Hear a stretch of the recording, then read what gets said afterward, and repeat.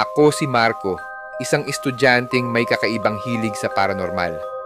Palagi akong nahuhumaling sa mga kwento ng kababalaghan, kaya't nang marinig ko ang alamat tungkol sa isang lumang bahay sa San Gregorio, agad akong na-curious. Ayon sa mga kwento, ang bahay na yon ay tinitirhan ng espiritu ng isang batang babae na si Amara. Pinatay daw siya doon ng brutal at simula noon, walang sino man ang tumagal sa bahay. Sabi ng mga matatanda, sinisindak daw ng batang espiritu ang mga nagtatangkang pumasok. Hindi naman totoo yan, sabi ko sa sarili ko. Kaya isang gabi, nagpunta ako roon dala ang aking flashlight at camera. Tahimik ang paligid na parang ang mismong hangin ay takot gumalaw. Pagdating ko sa harap ng bahay, nakita ko ang pinto na bahagyang nakabukas. Tila inaanyayahan ako. Humakbang ako papasok at isang malamig na hangin ang agad bumalot sa akin na parang may yumakap na hindi nakikita. Sa sala ng bahay, napansin ko agad ang mga lumang laruan na nakakalat sa lamesa. Isang manika ang tumambad sa akin. May malaking ngiti sa mukha nito, pero ang mga mata ay parang sumusunod sa bawat galaw ko. Sa tabi nito, may isang lumang litrato ng isang batang babae na nakasuot ng puting bestida. Nakangiti siya sa litrato pero ang ngiti niya ay hindi masaya. Para bang pilit o nagtatago ng malalim na lungkot. Nagpatuloy ako sa pag-ikot hanggang sa makarating ako sa hagdan paakyat. Bawat hakbang ko ay parang may bumubulong. Mahina ngunit hindi maitatanggi.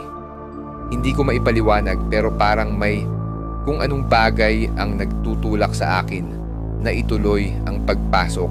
Sa itaas may isang kwarto na bahagyang nakabukas ang pinto. Pinilit kong buksan iyon. Sa loob, naroon ang isang sirang duyan na mabagal na umuugoy. Napansin ko rin ang mapupulang mantsa sa sahig. Maya-maya, narinig ko ang isang hagik-gik ng bata. Mahina, pero malinaw na galing sa loob ng silid. Tumigil ang puso ko sa kaba. Paglingon ko, nandoon siya, ang batang babae sa litrato. Nakasuot siya ng puting bestida, ngunit puno ito ng bakas ng dugo. Ang kanyang mga mata ay itim na hukay na tila humihigop ng lahat ng liwanag. Bakit nila ako iniwan? Bakit nila ako sinaktan? Tanong niya sa malamig na boses. Hindi ako makagalaw. Gusto kong tumakbo, pero parang napako ako sa kinatatayuan ko. Nang makita niyang hindi ako sumasagot, unti-unti siyang lumapit. Hawak ang isang kalawanging kutsilyo.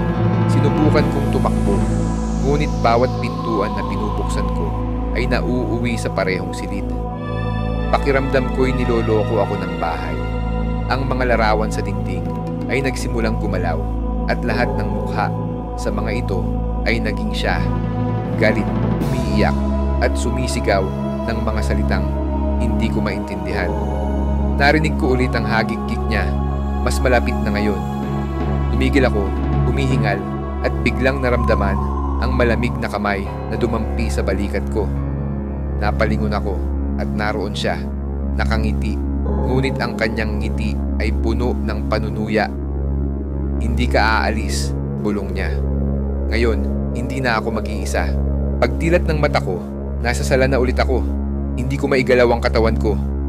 Ang kamera ko ay nakatutok sa akin, ngunit hindi ko alam kung paano nangyari iyon.